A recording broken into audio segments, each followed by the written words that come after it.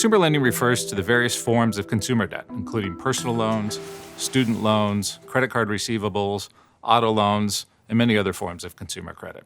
Today, there's over $17 trillion of household debt in the United States as part of the overall consumer lending complex. And this is an integral part to the specialty finance opportunity set that we see today. We'll hone in on two main sub-asset classes, personal loans and credit card receivables. We see opportunity here because of two key themes. First, the resilience of the U.S. consumer and why that is. And second, the funding gaps left by the banks in the overall marketplace. Household balance sheets have significantly delevered since the global financial crisis. Household loans historically represented a greater share of GDP relative to corporate loans. However, this trend reversed in the fourth quarter of 2017. Household debt servicing costs have remained low by historical standards, in large part because of the existing stock of American mortgages, which today is a 95% fixed-rate mortgage. Over the last several years, we have seen banks pull back from lending to the consumer. This has led to increased partnership opportunities for us to work with banks. The Basel III Endgame continues to be a factor for banks, and therefore we expect the consumer complex to remain an attractive investment area for our clients going forward. Over the last year, we have had many questions on the state of the US consumer, and rightfully so.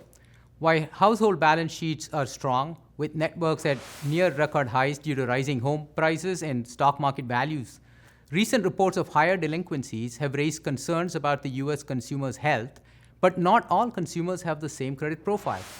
PIMCO has extensive experience investing in the consumer loan market. We have built a large, granular US consumer credit database that stretches back to 2005 and has an estimated 35 to 40 billion data points. This data set allows us to do a few different things. First, it allows us to gain real-time insights on the consumer health. Second, the data set allows us to build through the cycle asset-specific credit models, which form the foundation of our underwriting activity. To invest in these loans, we have also built great relationships with consumer loan originators, with banks and credit unions, and financial technology companies. While banks have scaled their presence in the consumer lending market, PIMCO has provided and expects to continue to provide liquidity to originators through the market cycle.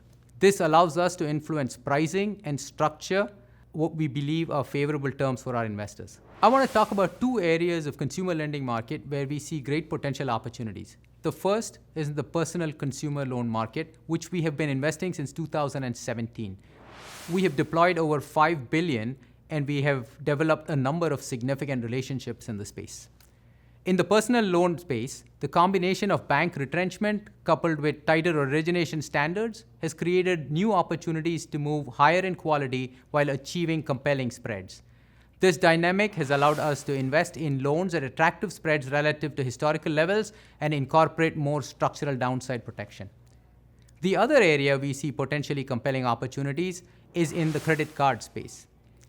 Oftentimes, banks will work with co-brand partners that want to issue credit cards to a broad credit spectrum of borrowers. However, the bank wants to retain what's in their sweet spot. So PIMCO can invest in the receivables that the bank does not want to keep, giving investors exposure to asset pool that we may not have otherwise been able to access.